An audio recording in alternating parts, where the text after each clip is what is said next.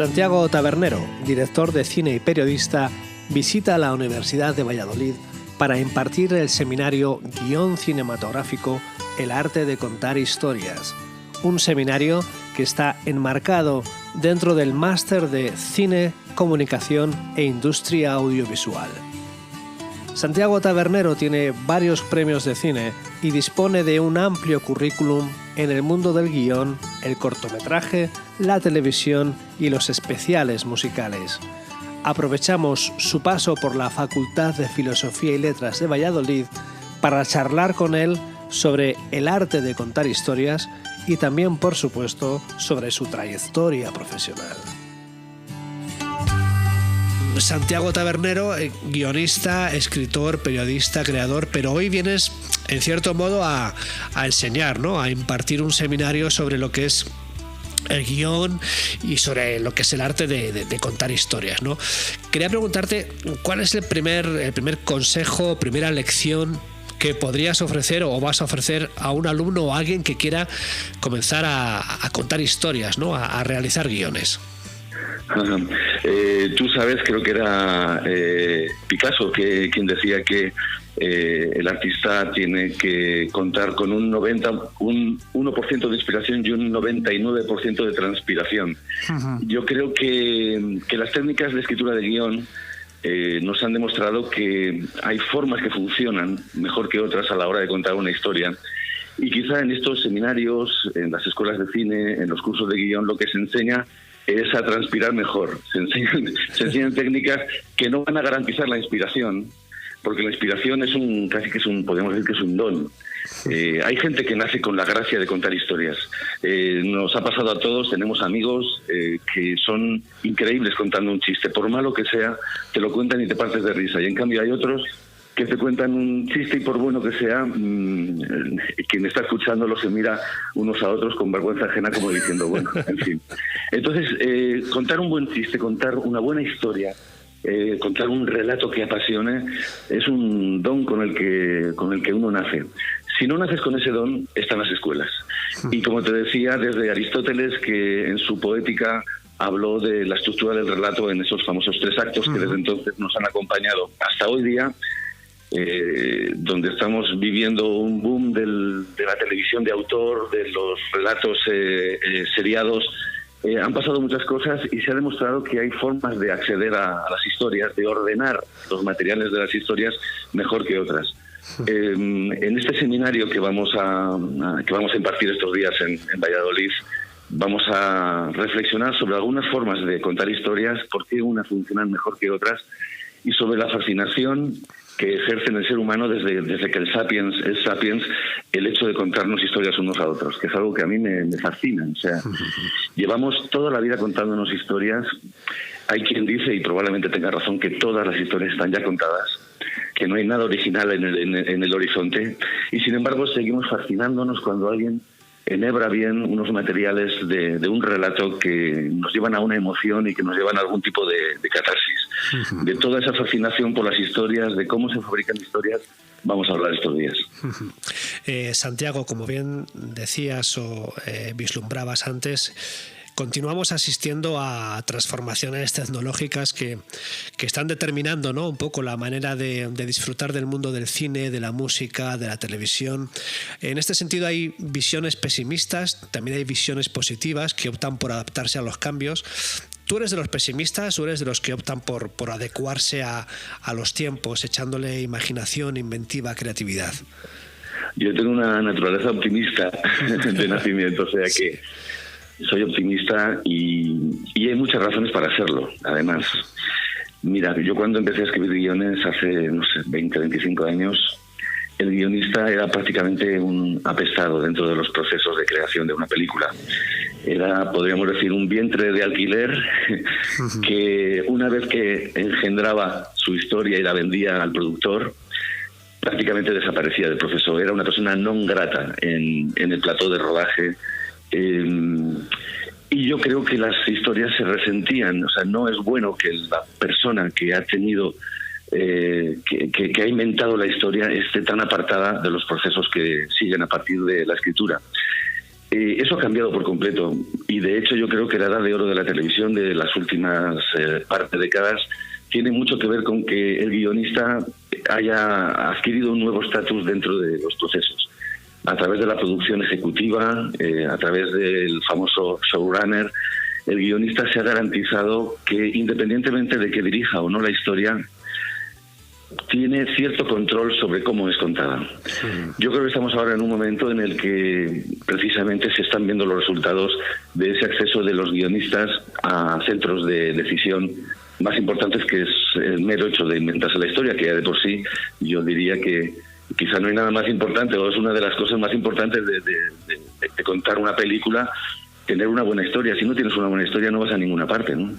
Entonces yo creo que ahora mismo el guionista está en una situación envidiable, y además la llegada de las plataformas digitales en un momento en el que creíamos que el cine había llegado esta vez sí a su fin, de repente se ha producido un extraño milagro, y es que todo el mundo está escribiendo, todo el mundo está pensando historias, porque las plataformas han llegado y lo quieren todo, y quieren producir de un modo voraz, y quieren historias de autor, y quieren historias para teenagers, y quieren historias para... lo quieren todo. Entonces yo creo que es un momento excelente para que la gente que tiene el don de contar historias, o que sin tenerlo se ha procurado los medios, los rudimentos, las técnicas para contar buenas historias, lo lleven a cabo y nos pongamos todos a contar buenas historias, aún sabiendo que todas están ya contadas. Santiago, hablemos de Santiago Tabernero y de su vinculación con Valladolid, ¿no? Si no me equivoco... Bueno, sí, dime. Yo soy un hijo de la Seminci. Es lo que te iba a decir, ahí iba a ir yo. Creo que, si no me equivoco, debutas como director en 2007, ¿no? Con Vida y Color, sí. Y ahí te haces ya con el premio del público en la Seminci, nada más y nada menos. Sí, bueno, esa fue una de las noches más emocionantes de mi vida, la noche en que nos dieron el premio del público. Estábamos allí todo el equipo artístico y técnico de la película, estaba Miguel Ángel Silvestre, Junio Valverde, estaba todo el mundo, y fue una emoción tremenda recibir ese premio de la audiencia del festival, que nos decía que habíamos hecho una película bonita, una película hermosa, y bueno, y la verdad es que la Seminci y Valladolid es para mí, bueno, no sé, una segunda casa.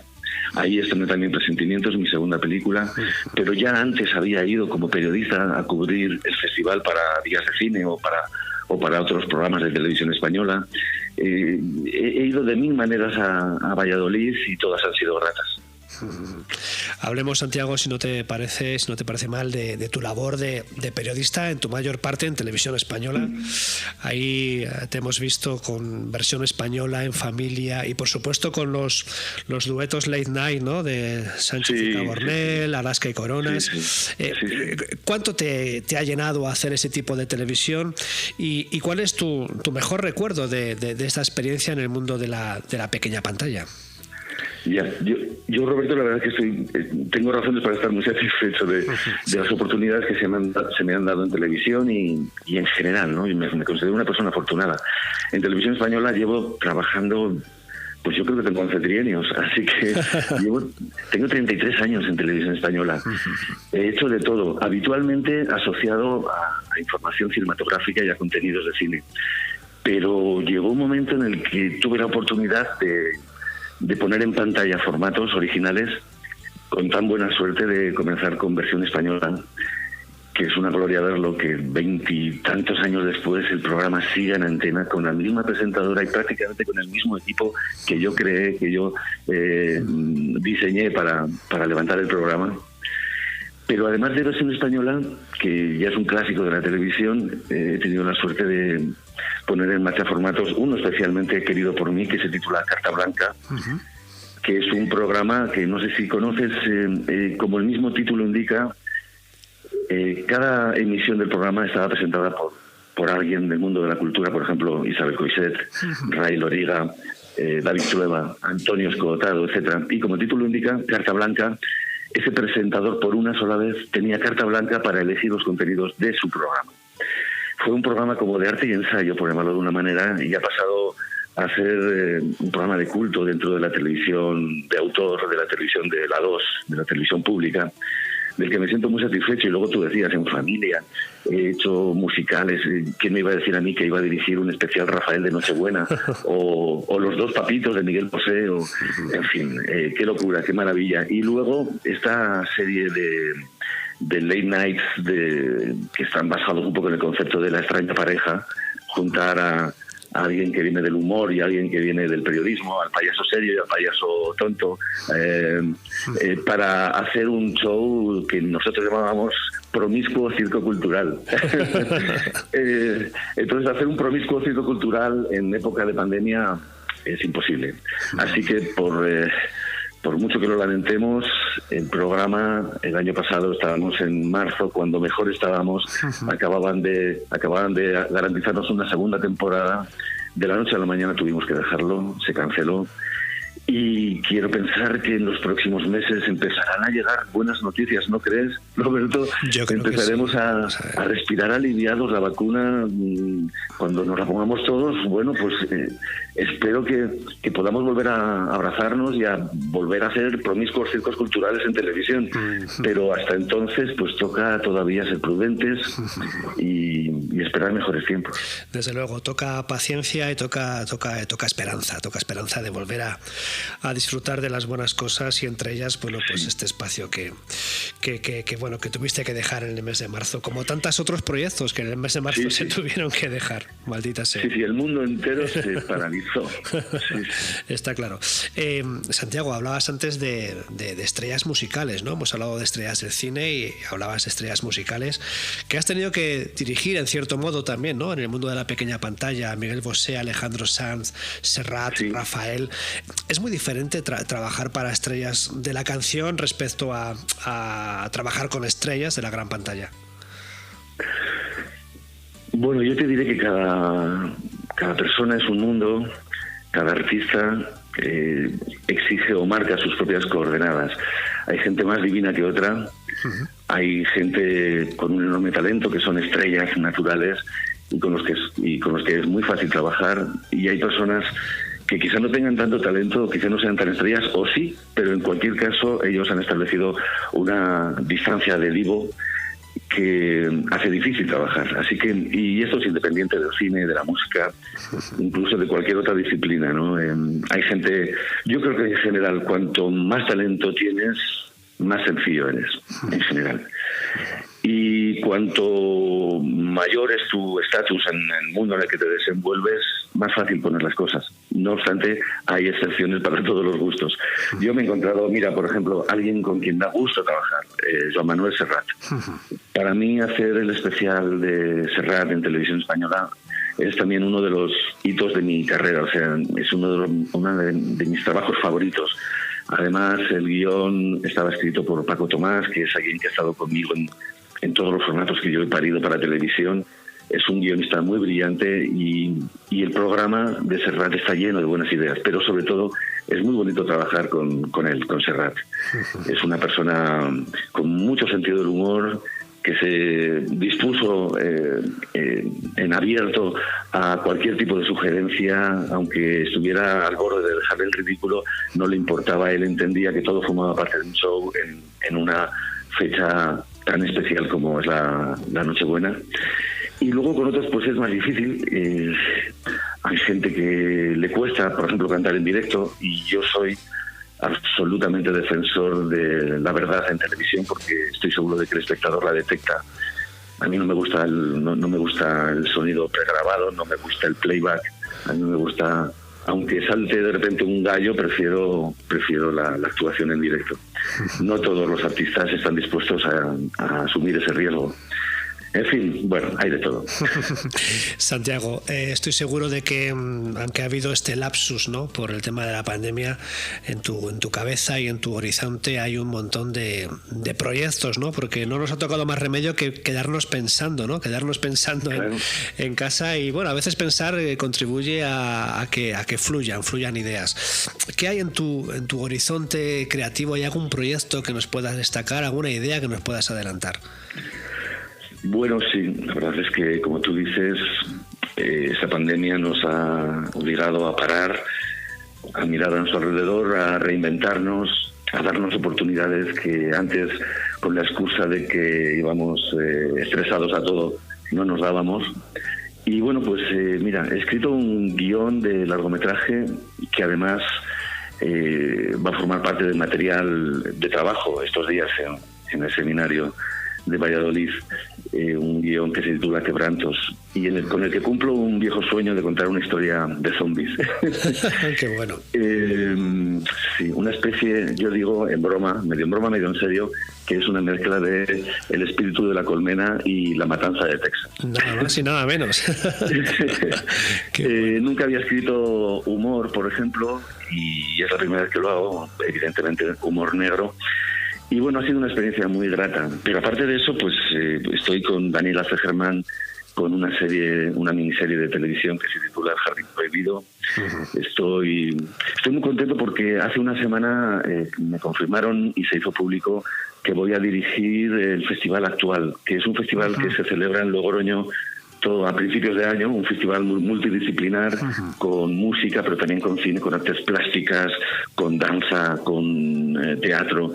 Y lo voy a dirigir el año que viene. Tengo un año por delante para programar un festival de autor que resulte excitante para los espectadores, un festival que esa es mi intención, que redefina, que repiense, que reflexione sobre todo lo que hasta ahora ha sido ir a ver un concierto de música o asistir a una sesión de cine, en favor, por supuesto, siempre del espectador, para que la experiencia sea mucho más emocionante. Uh-huh. Y me voy a dedicar a que sea una edición memorable, la del año que viene, y es un reto maravilloso, y además tengo un equipo de gente del gobierno de La Rioja que me va a apoyar. En fin, estoy, como tú dices, lleno de proyectos y muy contento y muy agradecido a la vida de que me siga dando tantos alicientes, ¿no? Sin duda alguna, actual es uno de los festivales además más veteranos del panorama actual, porque lleva un montón. El año que viene se cumple la 32 edición. 32. Bien. Y yo espero que el año que viene ya no sea necesaria la mascarilla, sea un festival promiscuo en el que, además de compartir cultura, podamos abrazarnos, porque la cultura es segura, pero la cultura también es fiesta, que es algo que está en estos momentos secuestrado, ¿no? La fiesta cultural. Y espero que el año que viene estemos todos, como te decía antes, vacunados, sí, y hayamos pasado todos los protocolos de seguridad y podamos asistir a un concierto pues abrazados con nuestra pareja, o que podamos bailar haciendo un poco el cafre cuando la música así invita.